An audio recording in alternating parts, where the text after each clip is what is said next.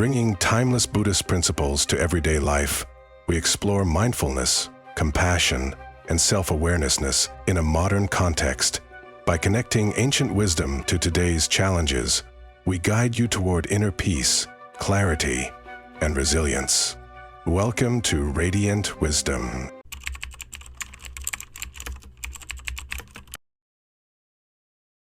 Have you ever felt trapped in a cycle of emotions? One moment you're happy, maybe you just got a compliment or something good happened. But then, out of nowhere, a single word, a single event, turns that joy into sadness, anger, or frustration. Why does this happen? Why do our emotions control us so easily? The answer lies in two powerful forces, feeling and perception. In Buddhism, these are not just abstract concepts. They are the foundation of how we experience life, how we suffer, and how we find peace. Feeling is what we experience: pleasure, pain, or neutrality. Perception is how we interpret that experience, shaping our reality, for better or worse. But what if I told you your perception is often wrong? What if your pain, your suffering, your anger wasn't caused by reality itself, but by how your mind perceives it? Think about this. Have you ever misunderstood someone's words and felt hurt, only to later realize they didn't mean it that way? Have you ever felt trapped in sadness until a simple shift in perspective changed everything? The good news is, you can train your mind. You can free yourself from unnecessary suffering. And that's exactly what we're going to explore today. Stay with me as we uncover the Buddhist secrets of feeling and perception, and how mastering them can bring clarity, peace, and emotional freedom. If you find this journey valuable, don't forget to like, share, and comment your thoughts. Now let's begin.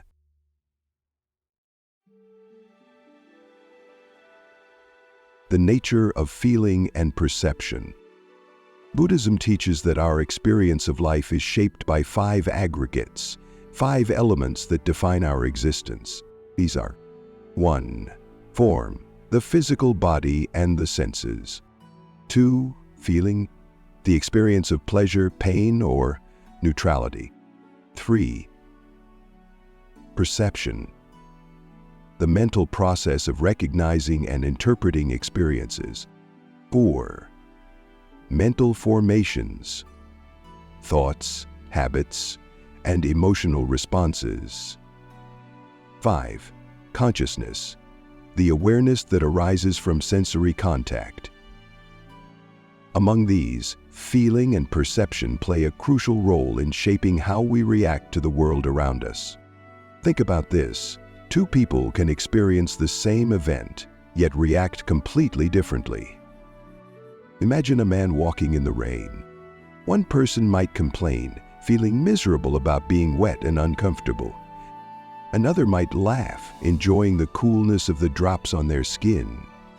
The rain is the same, but their perception, how they interpret the experience, determines whether they suffer or feel joy.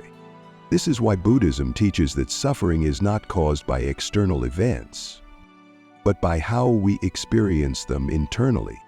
Feeling, the emotional response to life. Everything we encounter in life triggers a feeling. According to Buddhist psychology, feelings fall into three categories. 1. Pleasant feelings, happiness, excitement, satisfaction. 2. Unpleasant feelings, pain, sadness, frustration. 3. Neutral feelings, neither pleasant nor unpleasant, often ignored. At first glance, it seems obvious that we all want pleasant feelings and avoid unpleasant ones. But here's the paradox. The pursuit of pleasure can cause suffering, and pain can sometimes lead to growth. Think about eating your favorite dessert. The first bite is delicious. The second bite is still enjoyable. But after eating too much, pleasure turns into discomfort. On the other hand, think about a difficult workout. It's painful, but over time it makes you stronger. This is why Buddhism warns us not to blindly chase pleasure or avoid discomfort. Feelings are temporary. They rise and fall like waves. If we cling to them, we suffer. Perception, the mind's filter on reality. If feelings are our emotional responses, perception is the lens through which we view the world. But here's the problem. Our perception is not always accurate. Have you ever misheard something and felt hurt, only to later realize the person didn't mean what you thought? Have you ever assumed someone was ignoring you, only to find out their phone was on silent? Have you ever thought a situation was hopeless, only for things to suddenly turn around? Perception creates our reality, but that reality is often an illusion. A classic Buddhist story illustrates this. A man is walking at dusk when he sees a snake on the ground. Panic grips him, his heart pounds, fear overtakes his mind. But as he gets closer, he realizes it's just a piece of rope. The fear was real, but the cause, an illusion. How often do we create our own suffering by seeing snakes where there are only ropes? This is why Buddhism teaches that questioning our perception is the key to wisdom. Instead of reacting emotionally, we must pause and ask, is what I'm seeing true? Or is it just my mind projecting fear, anger, or past experiences onto the present? When we master this awareness, we begin to see the world as it truly is, rather than how we assume it to be. Feeling and perception are deeply connected. Imagine a person who assumes others dislike them. Every neutral glance, every small comment is perceived as an insult. This triggers unpleasant feelings: hurt, insecurity, anger. But what if their perception was wrong? What if people weren't judging them at all? This is how incorrect perception creates unnecessary suffering. But the reverse is also true. When we change our perception, we can transform suffering into peace. A rainy day can be a miserable inconvenience or a moment of beauty. Criticism can be a personal attack or an opportunity for growth. A difficult situation can be a curse or a valuable lesson. Everything depends on how we see it. Awareness is freedom. Buddhism doesn't ask us to suppress feelings or ignore perception. Instead, it teaches us to observe them with awareness. When we realize that feelings are temporary and perception is often flawed, we begin to detach from automatic emotional reactions. Instead of being controlled by feelings, we learn to observe them. Instead of being deceived by perception, we learn to question it.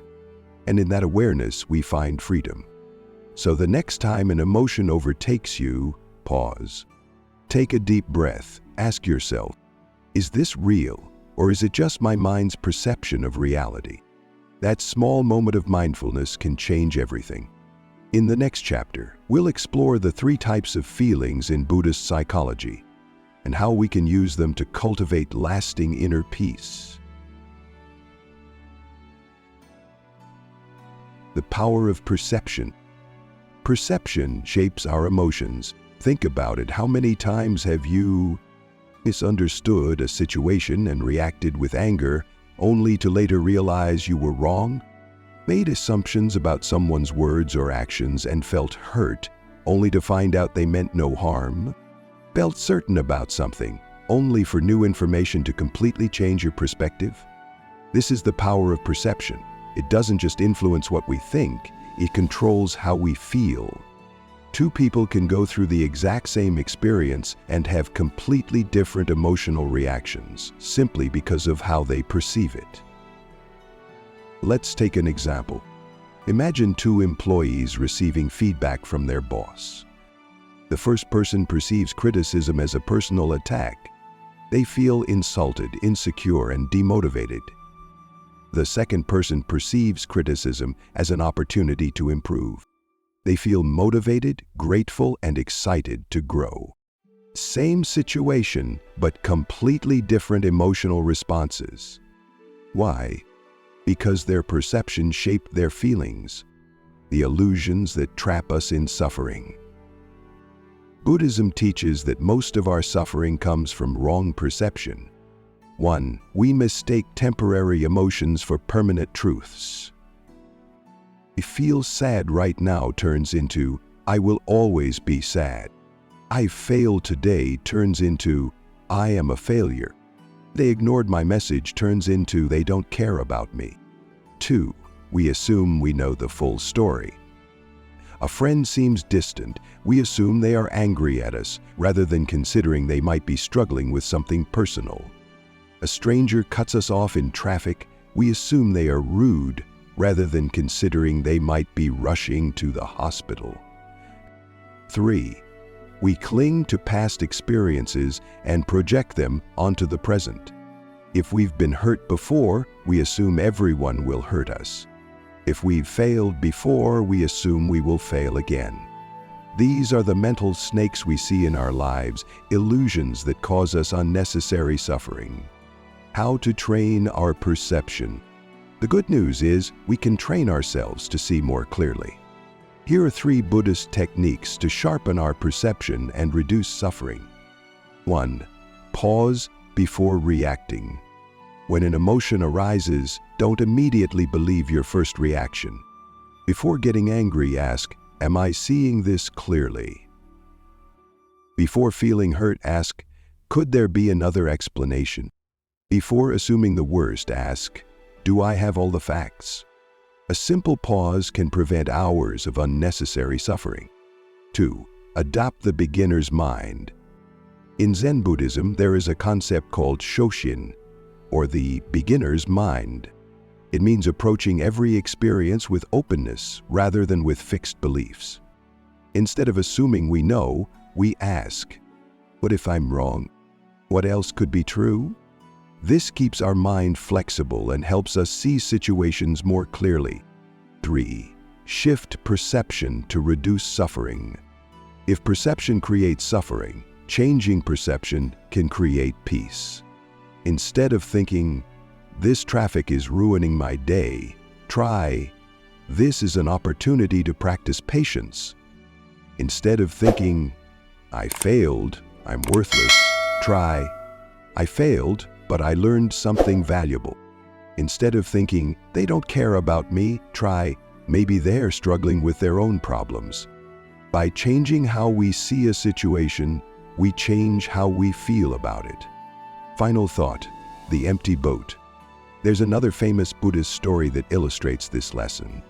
A man is rowing his boat peacefully down a river. Suddenly, another boat crashes into him. Furious, he shouts, "Who is this idiot? Why aren't they paying attention?" But then, he realizes the boat is empty. No one is inside. It was just drifting with the current. At that moment, his anger disappears. Why?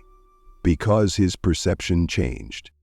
At first, he thought someone was responsible, so he felt anger.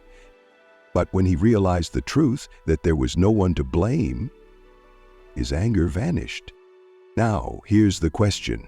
Was his suffering caused by the crash itself, or by how he perceived the crash? Most of our suffering is like this. We blame others, blame life, blame circumstances, when in reality we are reacting to illusions, to assumptions, to misperceptions. The more clearly we see the world, the less we suffer. So the next time you find yourself overwhelmed by emotions, pause.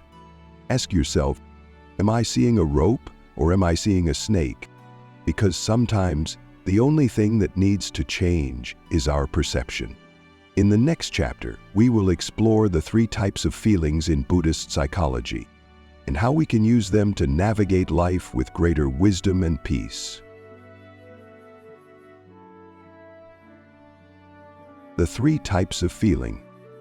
Every moment of our lives is filled with feelings, sometimes intense, sometimes subtle, but always present. Whether we realize it or not, our emotions govern our thoughts, decisions, and even our sense of happiness. But Buddhism teaches that not all feelings are the same. In Buddhist psychology, feelings are categorized into 3 types. 1. Pleasant feelings. Happiness, joy, pleasure. 2. Unpleasant feelings. Pain, suffering, discomfort. 3. Neutral feelings. Neither pleasant nor unpleasant, often unnoticed. Understanding these three types of feelings is the key to emotional balance, because once we see how they work, we can stop being controlled by them. Let's explore each one. 1. Pleasant feelings, the happiness trap. We all crave pleasure, a delicious meal, a kind word, a warm hug. Pleasant feelings make life enjoyable. But here's the paradox. Chasing pleasure can also lead to suffering. Think about eating your favorite dessert. The first bite is amazing, the second bite is still good. But what happens if you eat too much? What once brought joy now brings discomfort. This is why Buddhism teaches not to cling to pleasure. Not because pleasure is bad, but because attachment to it leads to suffering. A classic Buddhist analogy compares pleasure to licking honey off a razor blade. It's sweet, but if you're not careful, it can cut you. So does this mean we should reject happiness? No. Buddhism isn't about avoiding joy. It's about enjoying it without attachment. Enjoy a moment of happiness, but don't fear its end. Patiently appreciate love, but don't cling to it. Find joy in success, but don't let it define you. The secret to true happiness isn't in chasing pleasure. It's in appreciating the present moment without clinging to it. 2. Unpleasant feelings, the nature of suffering. Pain is an inevitable part of life. Loss, disappointment, loneliness, we all experience suffering. But have you ever noticed that suffering comes in 2 layers? The first layer is the pain itself, what happens to us. The second layer is our reaction, how we resist and amplify the pain. For example, imagine you stub your toe. The physical pain is unavoidable. But if you start thinking, this is so unfair, why does this always happen to me? You're adding mental suffering on top of the physical pain. Buddhism teaches that pain is inevitable, but suffering is optional. Instead of resisting unpleasant feelings, we can practice acceptance. Instead of saying, I shouldn't feel this way, say, this is how I feel right now. Instead of fighting sadness, allow yourself to feel it, without getting lost in it. Instead of fearing pain, recognize that it will pass. Everything in life is impermanent, even suffering. When we stop resisting pain, we stop amplifying it. 3. Neutral feelings, the overlooked source of peace. Most of our daily experiences are neutral. Think about it. Right now, do you feel intensely happy or deeply sad? Probably not. Most moments of life fall into this middle ground, neither joyful nor painful. But because we're so focused on chasing pleasure and avoiding pain, we ignore neutral feelings. And that's a mistake. Why? Because neutral feelings can be transformed into joy if we become aware of them. A great example of this is the toothache lesson from Buddhist teachings. When you have a toothache, all you want is for the pain to stop. But when you don't have a toothache, do you ever stop and think, wow, it feels amazing to have no pain in my mouth? Probably not. We take neutrality for granted. But the truth is, being pain-free is already a form of happiness. We just don't recognize it.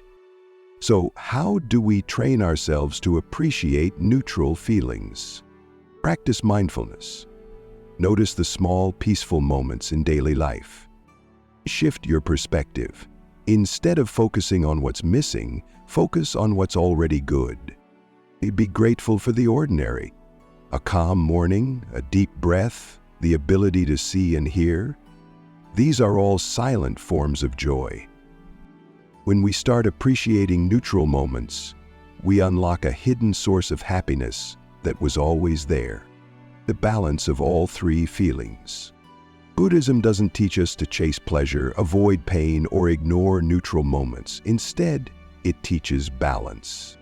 Enjoy pleasant feelings, but don't cling to them. Accept unpleasant feelings, but don't fear them. Recognize neutral feelings and transform them into gratitude. Life is constantly shifting between these 3 types of feelings. But if we learn to observe them instead of being controlled by them, we find inner peace. So next time you feel an emotion rising, pause. Ask yourself, is this feeling pleasant, unpleasant, or neutral? And then, instead of reacting, just observe. That small moment of awareness can change everything. In the next chapter, we will explore why all feelings are impermanent and how understanding this can help us break free from suffering. The danger of emotional attachment. We all experience emotions: joy, anger, love, sadness. But have you ever noticed how some emotions seem to control us? We cling to happiness, fearing its loss. We dwell in sadness, unable to let go. We hold on to anger, replaying past events over and over in our minds. This is emotional attachment. Buddhism teaches that attachment is one of the biggest causes of suffering. Not because emotions are bad, but because clinging to them traps us. Let's explore how this works. 1. The trap of clinging to happiness. Everyone wants to be happy, but have you ever had a moment of joy that didn't last? Maybe you bought something new and it felt great for a while, then the excitement faded. Maybe you achieved a goal, but after celebrating you felt empty again. This is the problem with clinging to happiness. It makes us fear its loss. Think about a beautiful sunset. If you enjoy it while it lasts, you feel at peace. But if you start thinking, "I don't want this to end," suddenly you feel anxious. Happiness isn't the problem, attachment to it is. Buddhism teaches, enjoy happiness when it comes, but don't hold on to it. Like waves in the ocean, emotions rise and fall. When we accept this, we can experience joy fully, without fear. 2. The weight of holding on to pain. If clinging to happiness creates anxiety, clinging to pain creates suffering. Have you ever been hurt by someone and couldn't stop thinking about it? Or gone through a difficult time and kept reliving it in your mind? Holding on to pain is like carrying a heavy rock. The longer we hold it, the more it hurts. A famous Buddhist story illustrates this. A monk and his student were crossing a river when they saw a woman struggling. The monk picked her up and carried her across. Hours later, the student asked, "Why did you carry that woman?" "We monks are not supposed to touch women."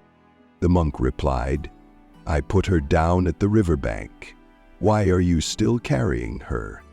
We do the same thing with our emotions. We carry anger, resentment, and past pain, even when they no longer serve us. Letting go doesn't mean forgetting or ignoring pain. It means choosing not to suffer from it anymore. Next time you find yourself clinging to hurt, ask, "Am I still carrying this, even though I don't have to?" 3. The poison of holding on to anger. Anger can feel powerful. It makes us feel justified, righteous, even strong. But what happens when we hold on to anger for too long? There's a Buddhist saying, holding on to anger is like holding a hot coal and expecting the other person to get burned. In the moment, anger feels like a weapon against others, but in reality, it only burns us. Think about a time you were really angry. How did it feel in your body? Tense muscles, a racing heart, a mind filled with negative thoughts. Now ask, did my anger actually solve the problem? Most of the time, anger hurts us more than the situation itself. Buddhism teaches that instead of reacting to anger, we should observe it. Next time anger arises, don't suppress it, but don't act on it immediately either. Instead, pause and say, "There is anger in me right now." This simple shift helps you see anger as a passing emotion, not as who you are. 4. The freedom of letting go. So, if attachment to emotions causes suffering, what's the solution? Detachment. But detachment doesn't mean numbing yourself or ignoring emotions. It means experiencing them without being trapped by them.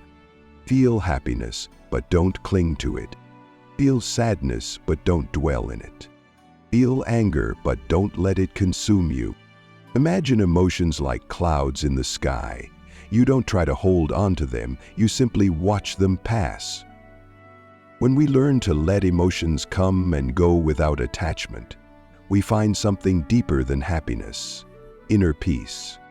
And that is true freedom. The glass of water. A Buddhist master once held up a glass of water and asked his students, "How heavy is this glass?" They gave different answers. The master said, "The weight doesn't matter. What matters is how long you hold it. Hold it for a minute, it's fine. Hold it for an hour, your arm will hurt. Hold it for a day and you will be in pain. The longer you hold on, the heavier it becomes." This is how emotional attachment works. The longer we hold on to emotions, the more they weigh us down. But the moment we let go, we feel light again. So next time an emotion arises, remember, you don't have to hold on to it. Let it pass, like a cloud in the sky. In the next chapter, we'll explore how to observe emotions with mindfulness, without being controlled by them.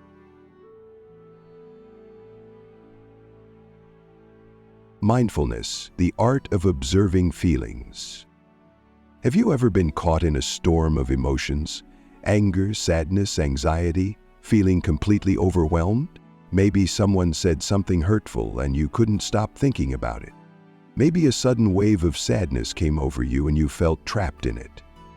What if I told you there's a way to experience emotions without being controlled by them? This is where mindfulness comes in.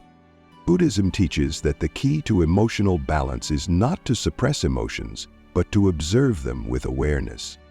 Let's explore how mindfulness can help us break free from emotional suffering. 1. What is mindfulness? Mindfulness simply means being fully aware of the present moment. It's noticing the sensation of your breath as you inhale and exhale. It's hearing the sound of the rain without labeling it as good or bad. It's feeling an emotion without reacting to it. Instead of being lost in thoughts or emotions, mindfulness helps us step back and observe. It's like sitting by a river and watching the water flow, without jumping in and being carried away. 2. Observing feelings without reacting. Normally, when an emotion arises, we identify with it. I am angry. I am sad. I am anxious. But mindfulness teaches us a powerful shift. Instead of saying, "I am angry," we say, "There is anger in me right now. There is sadness passing through me." This small change creates distance between you and the emotion. You are not your anger, you are not your sadness. These are just passing mental states, like clouds moving across the sky. 3. The water glass analogy.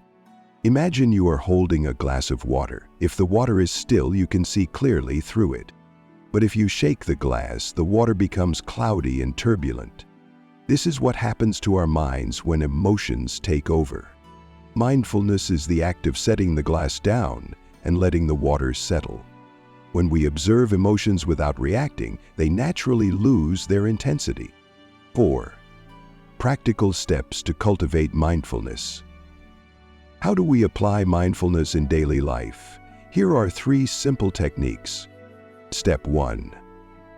Pause and name the emotion. The moment you feel a strong emotion, stop and name it. This is anger. This is anxiety. This is sadness. By naming the emotion, you create awareness instead of reacting automatically. Step 2. Focus on the breath. Your breath is always in the present moment. When emotions rise, bring your attention to one deep breath. Inhale, feel the air entering your body. Exhale, feel the tension leaving. Even 3 deep breaths can bring clarity. Step 3. Watch the emotion like a passing cloud. Imagine your emotion is a cloud floating in the sky. Instead of getting caught in it, just watch it. Say to yourself, "This emotion is temporary, it will pass." And it always does. 5. The power of non-attachment. Mindfulness helps us experience emotions fully, without being consumed by them. Feel happiness, but don't cling to it. Feel sadness, but don't drown in it. Feel anger, but don't act from it. When we observe emotions instead of reacting to them, we develop inner peace. We become like a mountain, steady, unshaken by the storms of emotion. Final thought: the storm always passes. Imagine a powerful thunderstorm. The wind howls, the rain pours, and the sky is dark. But no matter how intense the storm is, it always passes. And when it does, the sky becomes clear again. Our emotions are like storms. They come, they go. But our true self, the sky, remains untouched. So next time a strong emotion arises, pause. Take a deep breath and remind yourself, this is just a passing storm. The sky is always there. In the next chapter, we will explore how to transform negative energy into positive growth, the Buddhist way.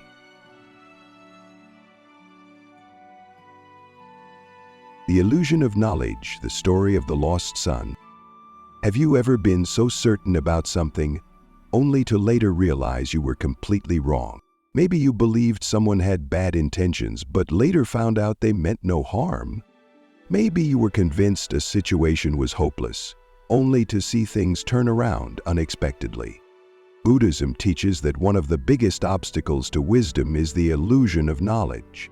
Our tendency to believe we already understand everything, even when we don't. A famous Buddhist parable illustrates this beautifully: the story of the lost son. 1. The story of the lost son. Once upon a time, there was a man whose only son went missing. For years he searched everywhere. He asked travelers, put up signs, and prayed every night. But there was no trace of his child. Eventually he received heartbreaking news. His son had died. Devastated, he accepted this as the truth. Years later, on a quiet evening, there was a knock on his door. A young man stood outside. "Father, it's me. I have returned." But the father, trapped in his belief, refused to open the door. "No, my son is dead. You must be an imposter." The young man pleaded, but the father was so certain of his knowledge that he shut the door forever, never knowing that the truth had been right in front of him. 2. How false knowledge creates suffering. This story reveals a deep truth. When we cling too tightly to what we think we know, we can miss reality itself. How often do we do this in daily life? We assume we know what others are thinking. They ignored my message, they must be angry with me. But maybe they were just busy. We assume we know how the future will turn out. I failed once, so I will always fail. But life is unpredictable. What if the next time is different? We assume our opinions are facts. This is the only right way to do things. But what if there's another perspective we haven't considered? The problem is not having knowledge, it's being too attached to it. When we believe we already know everything, we stop listening, stop questioning, and stop growing. 3. The empty cup, a lesson in humility. A Zen master once had a visitor, a scholar who claimed to know a lot about Buddhism. The master poured him tea. When the cup was full, he kept pouring. Tea overflowed onto the table. The scholar shouted, "Stop! The cup is full. It can't hold any more." The master smiled. "Like this cup? Your mind is full of knowledge. How can I teach you anything unless you first empty your cup?" This is the danger of a full cup. When we are too certain, there is no room for new wisdom. 4. The path to true understanding. So, how do we avoid falling into the trap of false knowledge? Step 1. Question everything. Whenever you feel certain about something, pause and ask, is this really true? Could there be another explanation? What if I'm wrong? Simply asking these questions opens the door to wisdom. Step 2. Practice beginner's mind. In Zen Buddhism, there is a concept called Shoshin, beginner's mind. Seeing the world with curiosity. like a child seeing something for the first time. Instead of thinking, "I already know this," try, "What can I learn from this? What new perspective can I explore?" A beginner's mind keeps us open, flexible, and always growing. Step 3. Let go of the need to be right. Most arguments and conflicts come from attachment to being right. But ask yourself, what's more important, being right or finding peace? Sometimes the wisest thing is to let go of proving a point and instead focus on understanding others. 5. Final thought. Open the door. In the story of the lost son, the truth was right there, but the father's certainty kept him from seeing it. How many doors have we closed in our own lives because we were too sure of what we thought we knew? What relationships have suffered because we assumed the worst? At what opportunities have we missed because we believed something wasn't possible? What truths have we ignored because they didn't match our beliefs? Wisdom begins when we admit, "Maybe I don't know everything." So next time you find yourself clinging to an idea, a belief, or a judgment, pause, take a deep breath, and ask yourself, what if I open the door? The path to freedom. Throughout this journey, we have explored two profound forces that shape our reality: feeling and perception. Feelings come and go.